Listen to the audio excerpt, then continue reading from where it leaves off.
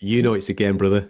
Yeah, You know, yeah. I was just about to say we were two faces. I mean, a lot of the time I didn't. Yeah, I was always. you were always an asshole. Yeah, no, I was. I'll be honest. No, I'm serious. A lot of people, they put on their promoter hat and they have two personalities. You know what I mean? For me, it was always like, this guy's going to fight me. He's my enemy, and I would act like I did, and I would say things I regret now and all the rest of it, and call it what you will.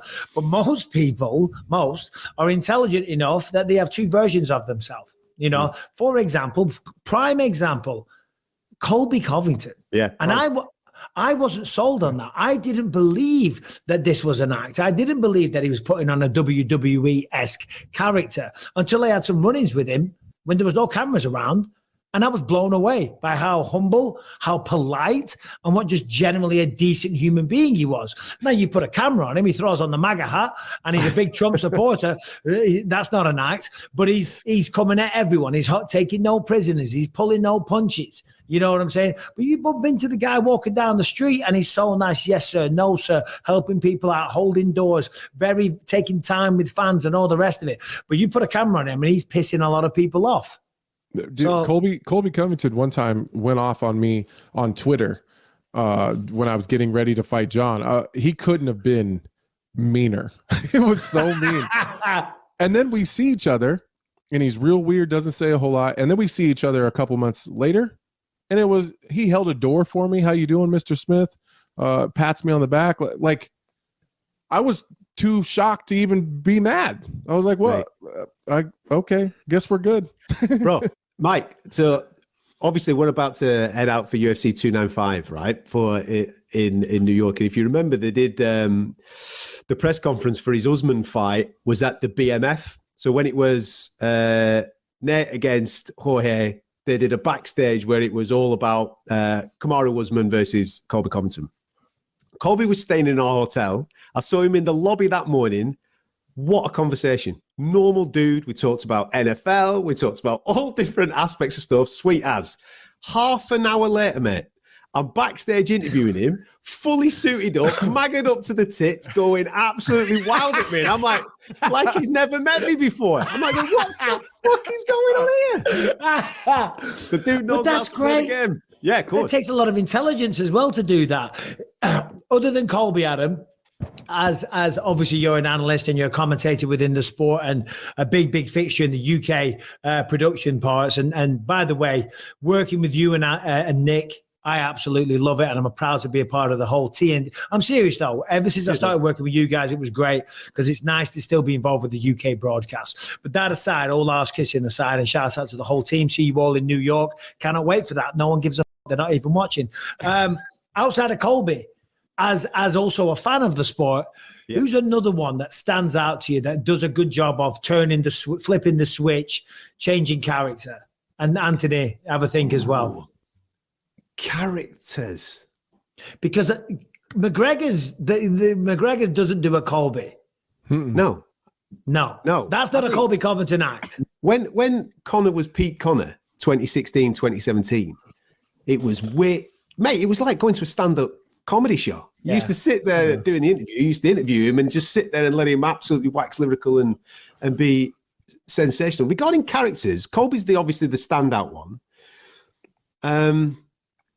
I can't think of too many that change it up on camera, off camera. I'll tell you who's really good at it, that gets the WWE vibe a little bit. Michael Chandler. He gets that a little bit. I think there's a lot of authenticity still about him when he's doing it, but he does just crank it up a couple of dials when you're in a conversation with him, and he knows how to talk in sound bites. I think that's key, isn't it? He knows how to talk in those 30-second to 1 minute pieces that are going to pop on social media. He's become an expert at it. I don't think I've ran into anybody. The only person I know that even reminds me of Colby at all is Chael. And Chael does that. He does that to this day.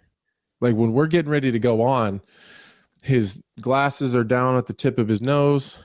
He's looking, he can't see his phone.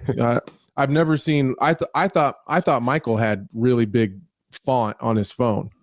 Chaels is the only font on his phone that's bigger because he can't Mine's pretty see gigantic. Chaels is pretty big too. If it's a word that's got more than 4 letters in it, it's 2 sentences on his phone. It's 2 levels.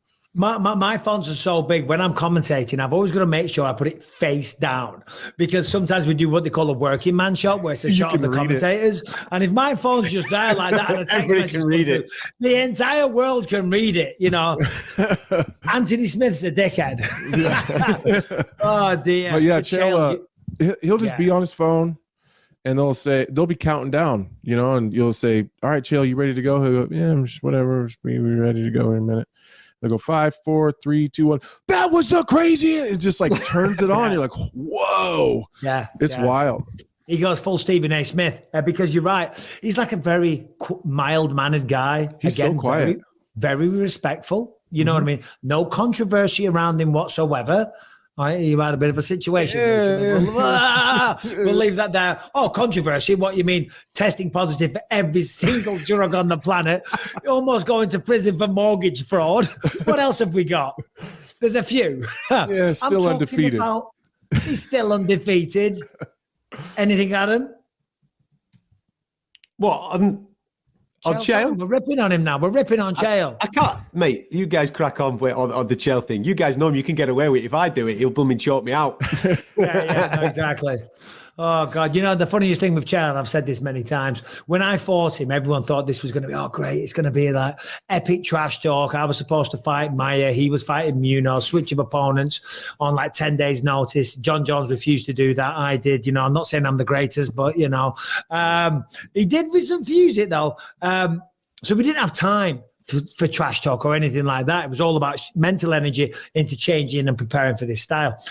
And then when we squared up in Chicago on the stage at the ceremonial weigh-ins, I'm here, he comes up, I'm going to go head to head and, like, you know, give it a bit of that shit.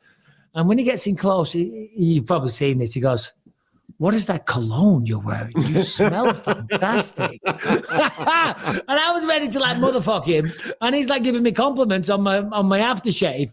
Do you know what I mean? I was like, "You son of a bitch." It completely took down my temperament. That's like his thing too. He's the, not to just, I guess, big up Chael too much, because he doesn't need to hear it from me, but he like is the guy that gives compliments to everybody. When we're getting walked through an arena on the way to go do the show or something, he'll stop 5 or 6 times to tell a waitress or a bartender or a server, like, "Oh, where did you get those shoes? I really love those shoes. I'd love to get them for my wife." And I'm always thinking, you are so full of shit.